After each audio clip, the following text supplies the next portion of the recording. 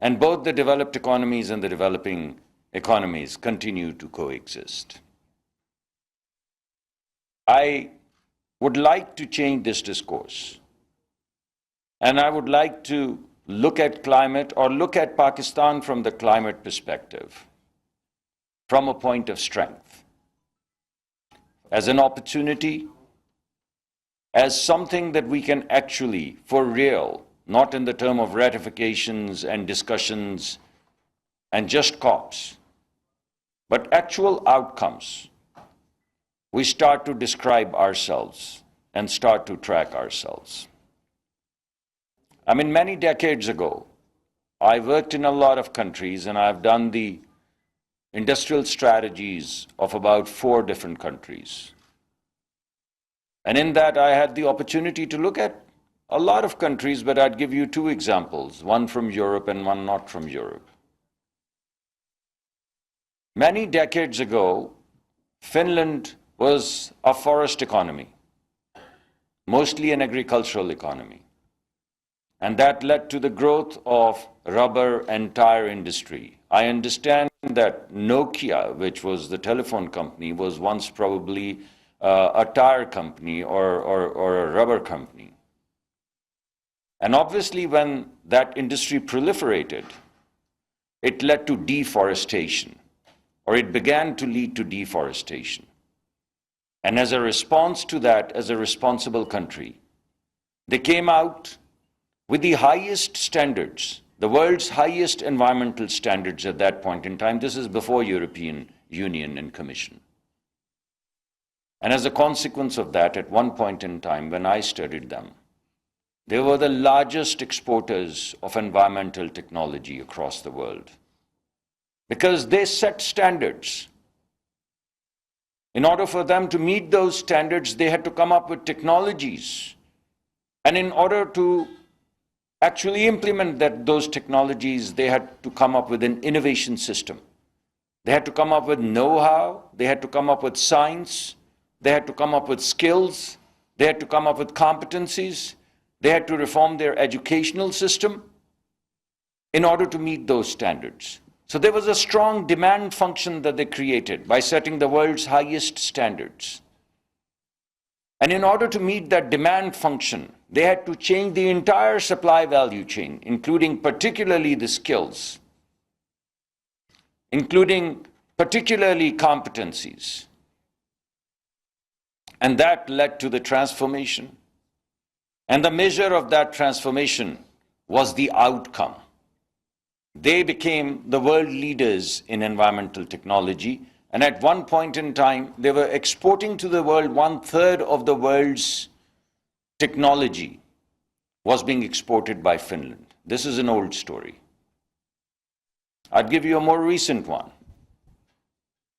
Just about a few decades ago, a few decades after the Finland story, the world's dirtiest cities were in China. Dirtiest cities. You couldn't breathe. Actually, just about a decade or 2 ago, you'd remember basically everyone in China wearing masks, even in the city, to breathe, to walk, to get into the car and to get out of the car. You saw no one in Beijing without a mask. And there was no COVID.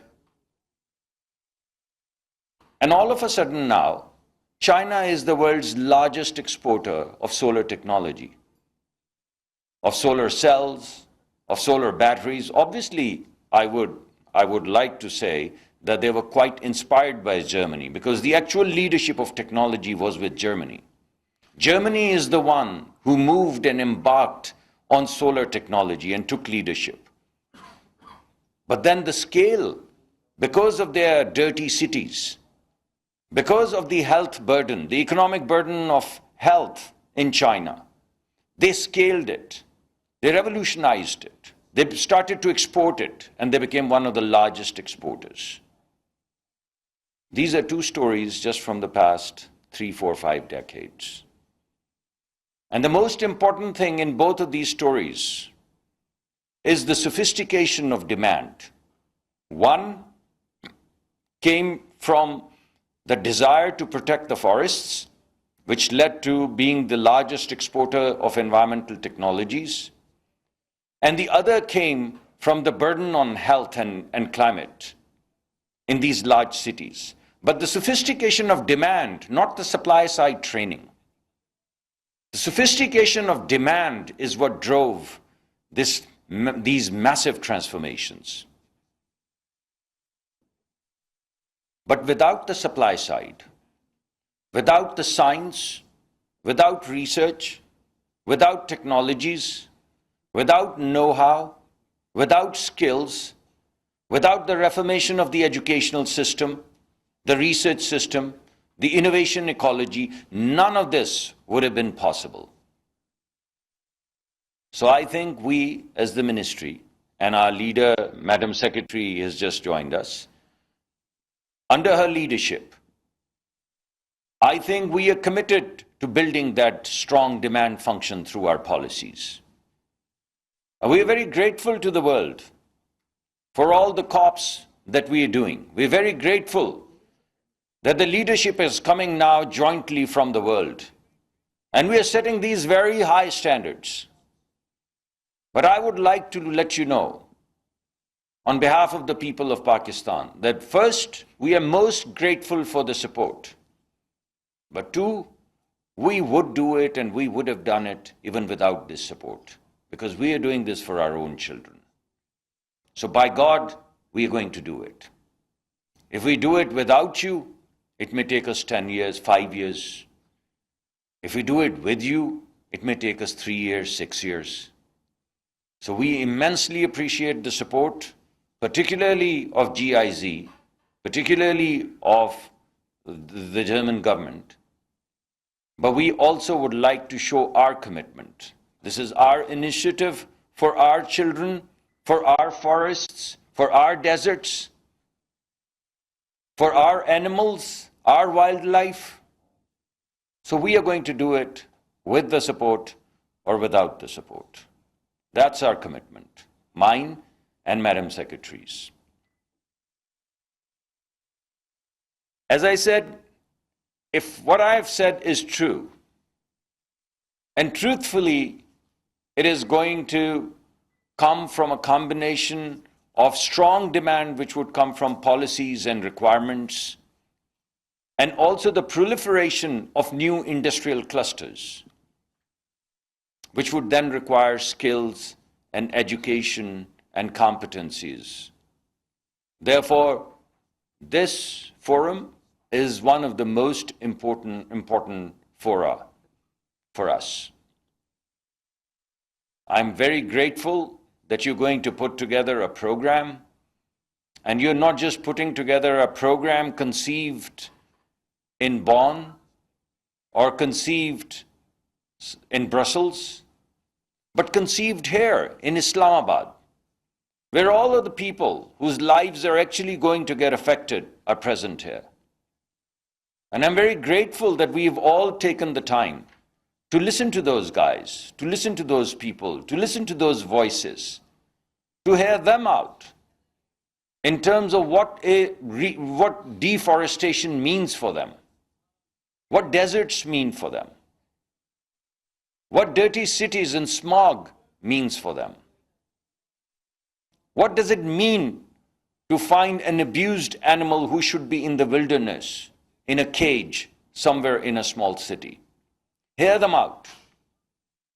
And then to come up with some sustainable intervention that helps us go green, come up with solutions, come up with skills, come up with competencies, and help us together. Because our training people, our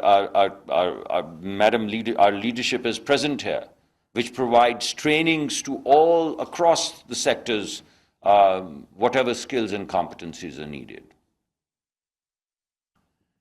There is going to be a cross-cutting theme in terms of green jobs, in terms of green skills. It is not a skill. I mean, we've heard a bit about energy. We've heard about the renewables. But we haven't just even begun the conversation about green hydrogen. We are an agrarian society. And the most important thing for us are the fertilizers. And we haven't even begun to hear about green ammonia. We haven't spoken about hydrogen cells. And all of these things are cross-cutting. And we'll have to reform all of our systems, our education strategy, our health strategy, our innovation strategy. We'll have to reform all of these strategies in order for us to move forward. One of the biggest revolutions that we see right now is the mobility revolution. And in terms of EVs, the electrical vehicles, whether they be two-wheelers or